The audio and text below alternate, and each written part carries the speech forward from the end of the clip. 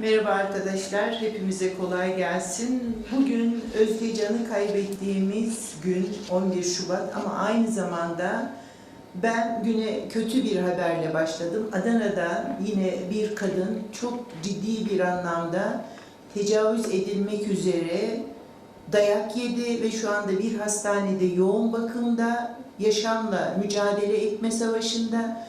Ve tüm Adana infial içerisinde hastane önünde bekliyor. Kadınlar bekliyor. Bu konuda duyarlı olan erkekler bekliyor. Sevgili arkadaşımız söyledi. 14 yıldan bu yana kadın cinayetleri %1400 artmış. Ve ne yazık ki mecliste biz kadın milletvekilleri bile yeni Özgecanlar olmasınlar diye bir araya gelemiyoruz.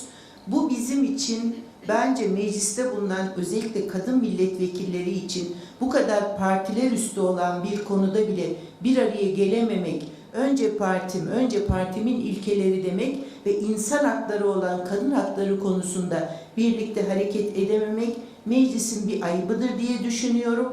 Bu anlamda da Adana'da bu kadar acı bir olay yaşadığımız bir günde aslında artık bizim susmamız lazım. Konuşacak olan sokaklardaki kadınlar diyorum ve bizler de gerçek anlamda mücadelemizi artık o alanlarda vereceğiz. Ben yeni bir milletvekiliyim ama bu kısa sürede gördüm ki ne yazık ki tüm parti milletvekilleri kendi partilerinin ilkeleri ve prensipleri doğrultusunda hareket ediyorlar. Bu anlamda da ben burada bir Özgecan yasasının çıksa bile kadınların cinayetlerinin önüne geçeceğine inanmıyorum. Ve tüm kadınlara sesleniyorum.